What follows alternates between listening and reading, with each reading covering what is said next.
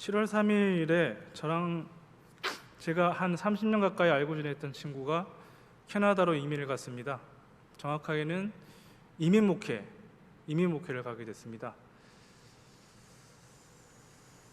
남양주에 그동안 살았는데 물론 자주 보는 친구는 아니었어요. 오래 안 왔던 것만큼 자주 보는 친구는 아니었습니다.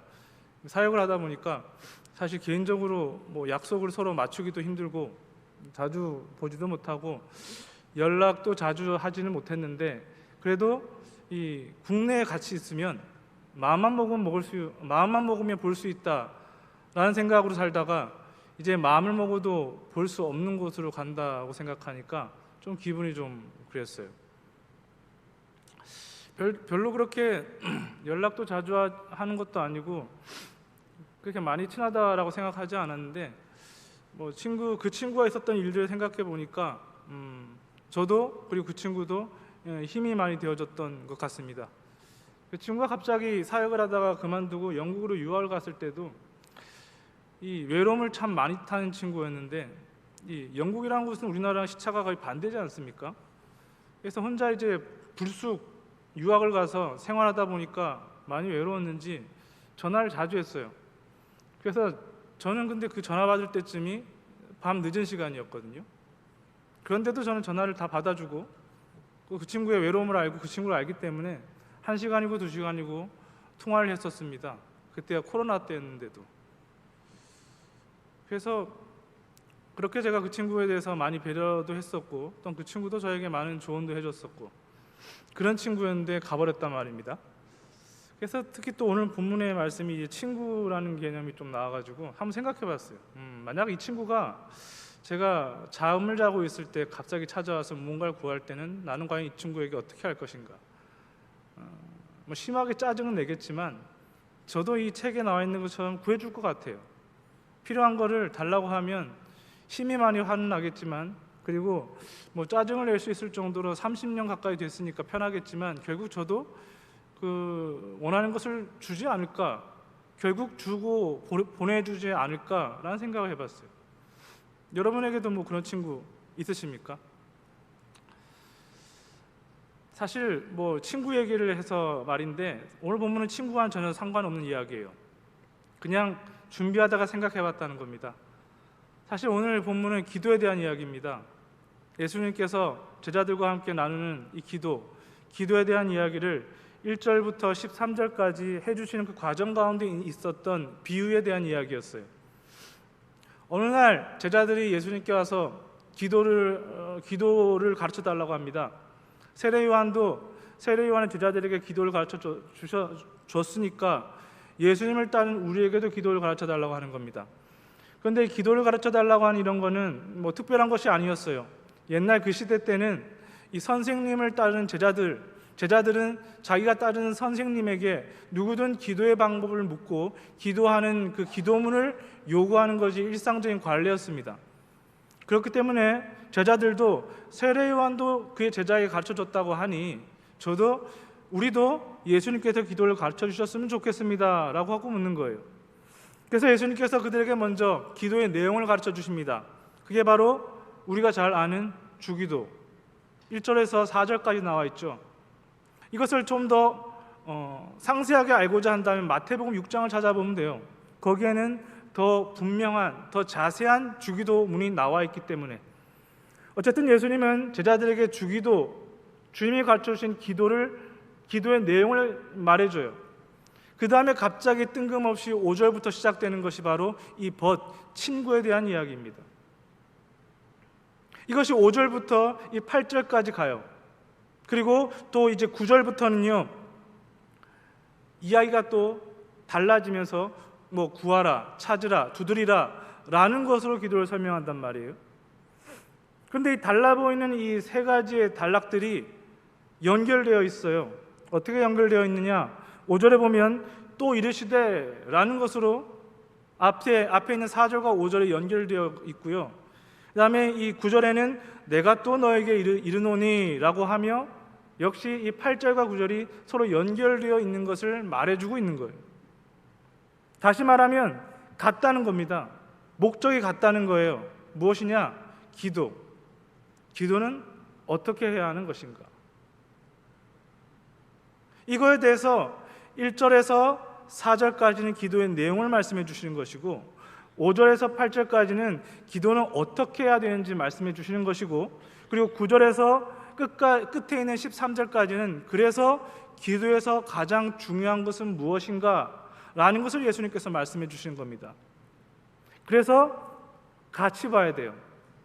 어느 한 부분을 떼서 봐야 될 것이 아니라 이게 어떤 관련성이 있고 예수님께서는 어떤 마음으로 제자들에게 기도해야 할 것을 가르쳐 주셨는지, 다시 말하면 세례 요한이나 다른 사람들은 단순한 기도의 내용과 기도는 이렇게 하라는 기도문을 말씀해 준 거라면 예수님은 기도의 내용과 더불어서 어떻게 기도해야 하는지, 무엇이 하나님이 응답해 주실 만하고 하나님이 듣는 기도인지를 말씀해 주셨다는 거예요. 그래서 이 말씀이 우리에게도 굉장히 귀한 교훈으로 다가오고 있습니다. 여러분 기도 많이 하지 않습니까? 그렇죠? 기도 많이 하시죠? 하실 겁니다. 물론 하시잖아요. 그렇죠? 네, 굳이 새벽 예배 시간에 나오지 않아도 또한 기도 시간을 정하지 않는다 할지라도 우리는 늘 하나님 앞에 간절하게 구하고 기도합니다. 그런데 왜 이루어지지 않을까요? 그것이 바로 이 오늘 본문의 해답이 있기 때문입니다. 잘 보시고 은혜를 나누시고 정말 하나님이 들어주실 만한 기도를 하는 우리가 되었으면 좋겠습니다. 일단 오늘 본문 5절에서 13절까지에 보면요, 세 가지를 중점적으로 봐야 돼요. 세 가지 정도를 중점적으로 생각하면서 본문을 살펴봐야 된다는 겁니다. 첫 번째는 무엇이냐? 오늘의 이야기 속에 나오는 등장인물은 몇 명인가? 여러분 몇 명으로 보이십니까? 그리고 두 번째는요, 우리와 다른 유대 사회의 문화는 무엇인가? 이 문화가 다른 것을 알고 봐야 된다는 거예요. 그리고 세 번째는요, 과연 이 이야기는 여기에 등장하는 사람 중에 누구의 초점이 맞춰져 있나, 이거를 알고 봐야 한다는 겁니다. 최소한 5절에서 8절까지는 말이에요. 5절에서 8절까지를 확실히 알게 되면 이어지는 구절이 거기에서 비롯되어 있는 찾으라, 구하라, 두드리라는 것이거든요. 그거에 비롯된 뱀과 알과 전갈들이 나오는 것이거든요. 그래서 이 5절에서 8절을 잘 봐야 돼요. 과연 여기에는 몇 명의 사람이 등장하나? 여러분 몇 명의 사람이 등장하는 것처럼 보이십니까? 두세 명 아니라 세 명. 여기에는 세 명의 사람이 등장해요. 첫 번째는 나그네, 여행객이었어요. 그리고 그 여행객이 찾아간 친구, 그리고 그 친구가 찾아간 옆집의 이웃, 세 명의 사람이 등장한 이야기예요. 이걸 알아야만 알 수가 있어요. 두 명이 아니에요. 물론 우리가 한글로 이해하기에는 굉장히 좀 많은 부분이 생략되어 있고 정말 애매하게 보일지 모르지만 명확하게 등장한 인물은 세 명, 나그네와 나그네의 친구, 그리고 그 친구의 이웃, 이 관계 속에서 이야기가 시작한단 말입니다. 그래서 제가 이해를 돕고자 다시 이것을 재구성해서 5절부터 들려드립니다. 5절은 이런 거예요. 예수님께서 말씀하시는 것은 너가 여행 중에 있을 때 찾아간 동네에 벗이 있다면 그 벗에게 찾아가서 말하기를 친구여 떡 세 덩이를 내게 구워달라 하라, 이 말입니다.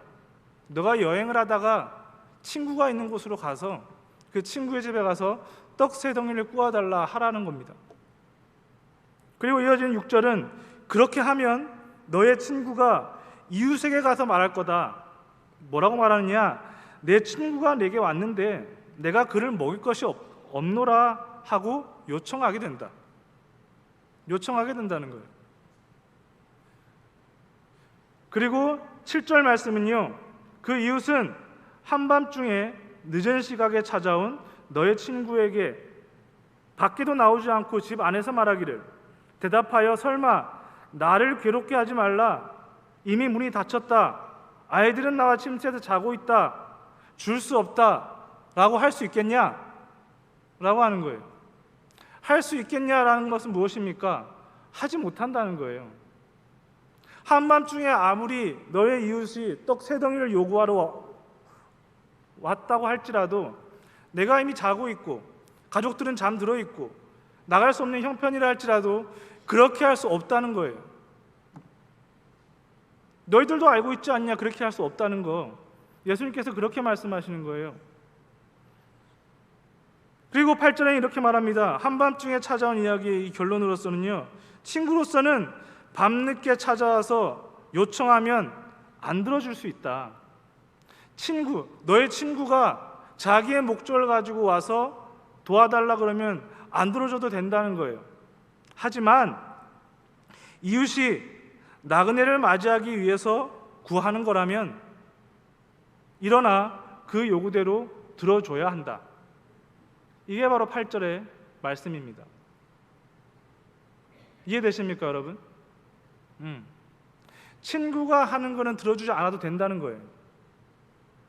하지만 나그네가 너에게 찾아와서 너에게 뭔가를 구할 때는 너는 그 나그네를 위해서 이웃에 가서 요구해야 되는 것이고, 그 요구를 받아들인 사람이 아무리 주기에는 자기의 상황이 어렵다 할지라도 마땅히 줘야 한다는 겁니다. 그렇게 해야 한다는 거예요. 왜? 이것은 두 번째, 유대인의 문화를 알아야 되기 때문입니다. 신명기 14장 29절 말씀에는 이렇게 기록하고 있습니다. 너희 중에 분깃이나 기업이 없는 레위인과 내 성중에 거류하는 객과 및 고아와 과부들이 와서 먹고 배부르게 하라. 그리하면 내 하나님 여호와께서 내 손으로 하는 범사에 내게 복을 주시리라. 유대인에게 있어서 율법은 굉장히 중요했습니다. 율법을 지키느냐 않느냐에 따라서 하나님의 복을 받을 수 있느냐 없느냐가 그들에게는 굉장히 중요한 사안이었어요. 그리고 하나님께서는 모세를 통해서 주셨던 율법으로는요, 나그네는 반드시 대접하라는 거였어요. 뿐만 아니라 유대 사회에 있는 레위인과 과부와 고아들도 나그네와 함께 더불어서 반드시 그들을 챙겨줘야 한다. 그들이 배고플 땐 줘야 하고 그들이 요구하는 것은 무조건 들어줘야 된다 라고 하나님은 모세를 통해서 유대인들에게 말씀해 주셨어요. 그래서 유대인들의 문화 속에는요, 나그네는 매우 극진히 대접해야 됩니다.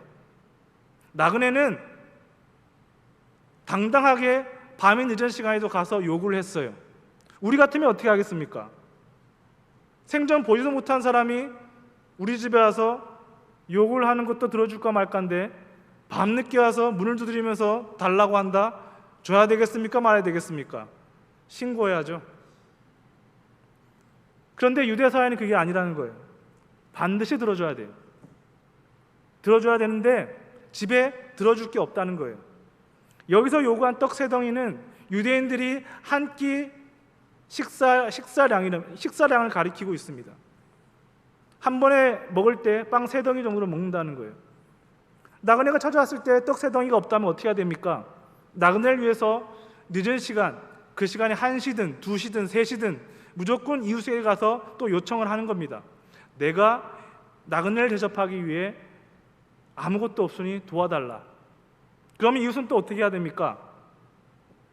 유대 사회의 관례는 또 반드시 들어줘야 된다는 겁니다. 만약 그 들어주는 청이 친구로서 하는 거면 안 해줘도 돼. 하지만 나그네이기 때문에 들어줘야 돼. 왜? 그것은 율법이니까. 그리고 그것은 하나님의 복을 받은 방법이니까. 오늘 예수님께서 말씀하신 기도는 바로 이것을 이야기하고 있는 거예요. 유대 사회 문화를 이해해야 되는 겁니다. 8절 말씀 보면 그 간청함으로 인하여 일어나 요구대로 들어주리라 라고 되어 있는데, 이 간청이란 말이 이 개역개정 성경에는 간청이라고 되어 있지만 개역 한글 성경에 보면요, 강청이라고 되어 있어요. 간청과 강청은 여러분 다르죠? 간청이라는 말은 간절히 요청한다 라는 뜻이라면요, 강청은요, 말 그대로 무리하게 억지로 요구한다는 뜻이에요. 원문상에 가까운 표현은 강청일까요? 간청일까요? 제가 간청이 아니기 때문에 여쭤봤겠죠? 강청입니다. 헬라어로는요, 이 간청하다라는 부분이 아나이데이아라고 기록됩니다. 이 아나이데이아라는 말은요, 부끄럼 없다, 부끄럼 없이라는 뜻이에요. 부끄럼 없이, 전혀 미안함 없이라는 뜻이에요. 즉 간청함으로 구하라는 말은 무엇입니까? 뻔뻔하게 구하라는 거예요. 미안함 없이 당당하게 네가 하는 요구를 정정당당히 요구하듯이 하라는 거예요. 그게 8절에 기록되고 있는 거예요. 간청이라고 해서 마치 오래도록 끈질기게 뭔가를 요구해야 되는 것처럼 보이지만 예수님이 말씀하셨던 기도에 대한 비유는요, 강청이었어요. 부끄럼 없이, 미안함 없이 떳떳하게 요구하라. 왜?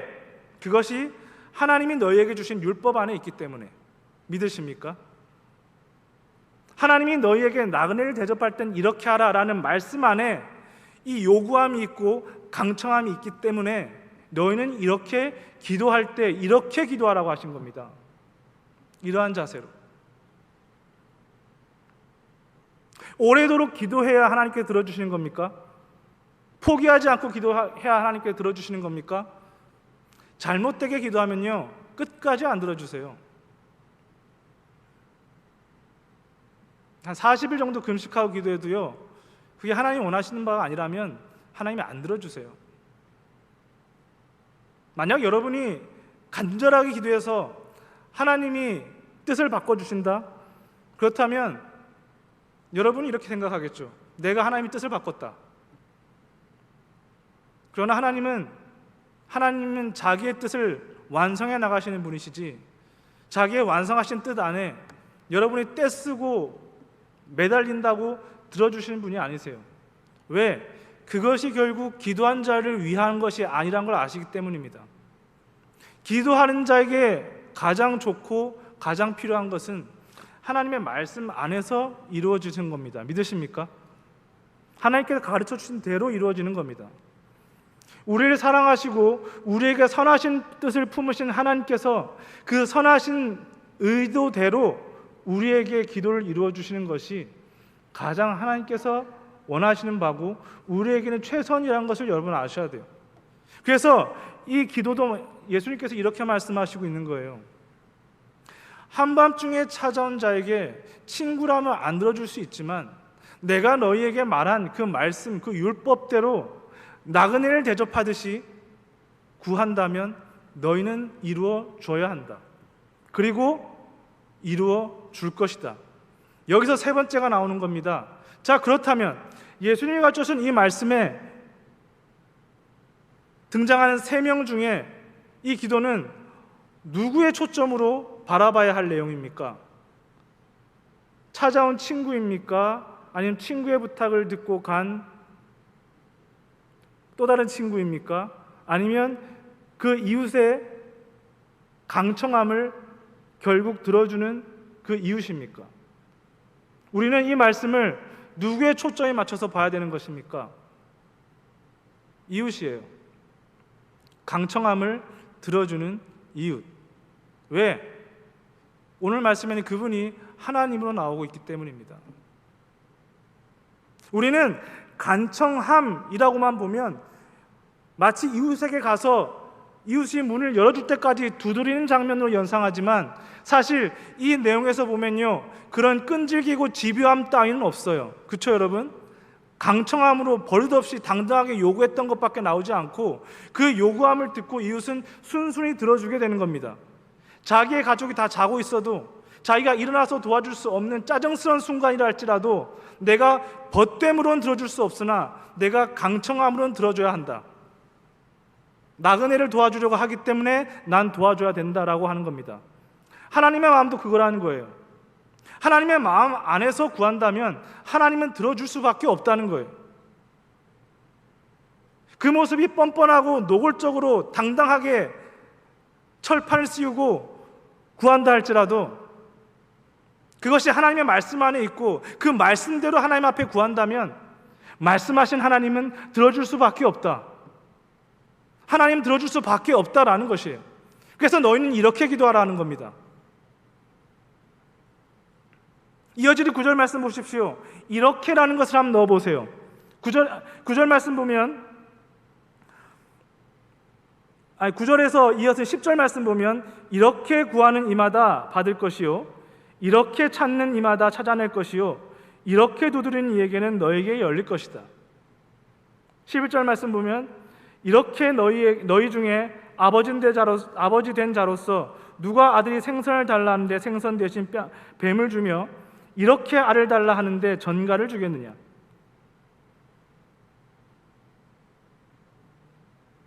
강청함으로 구하는 자에게 하나님은 줄 수밖에 없다는 거예요. 집요하게 구하라는 것이 아닙니다.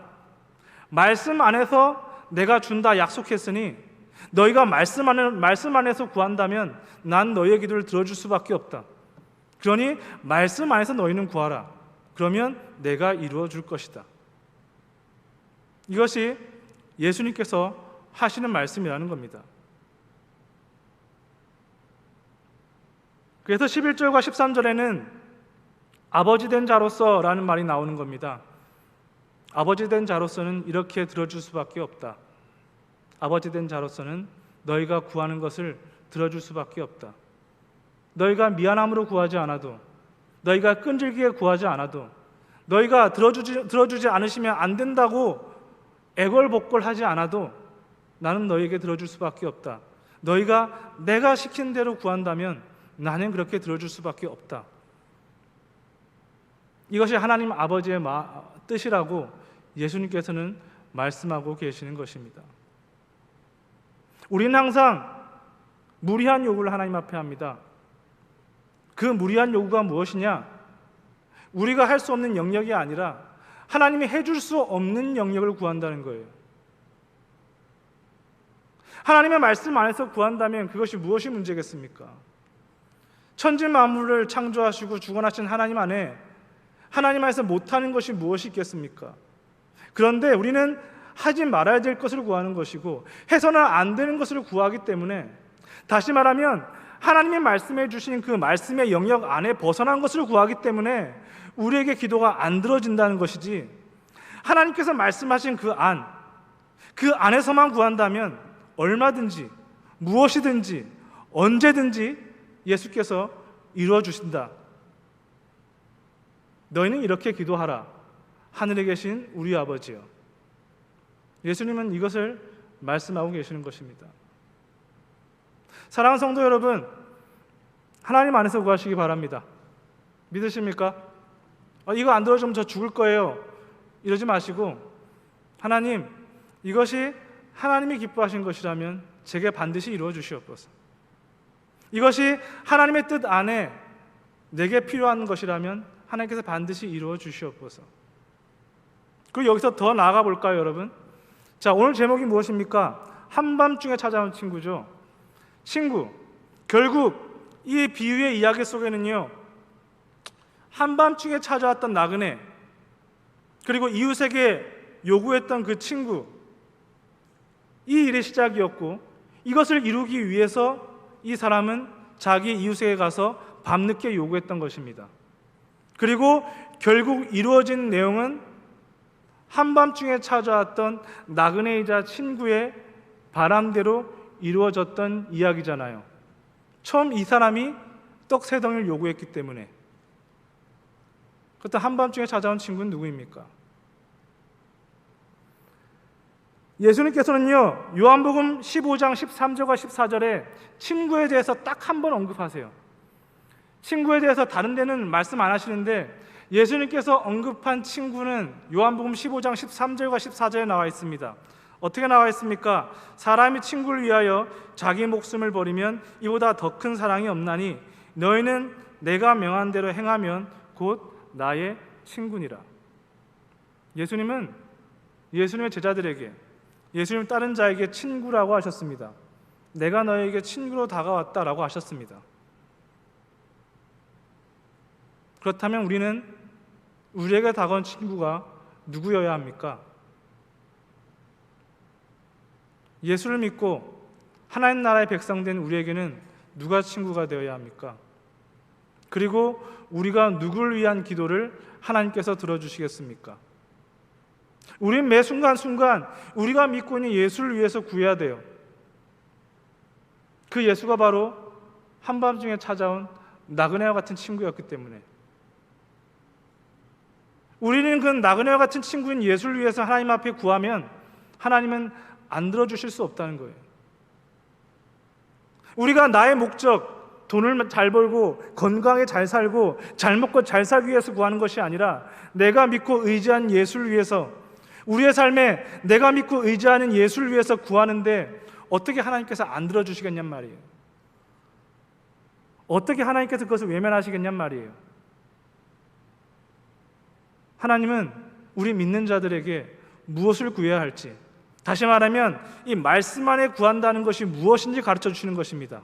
여러분, 여러분이 믿는 그 예수 그리스도를 위해서 구하는 성도가 되시길 바랍니다.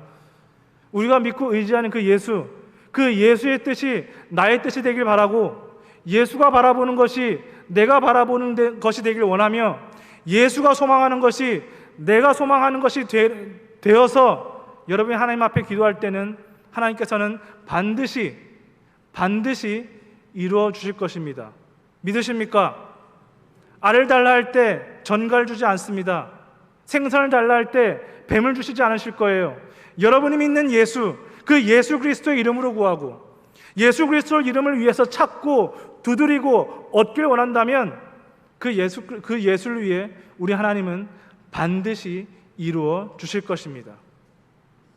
그 예수를 위해서 구하시고 그 예수의 이름으로 기도를 하신 여러분 되시기를 간절히 바랍니다.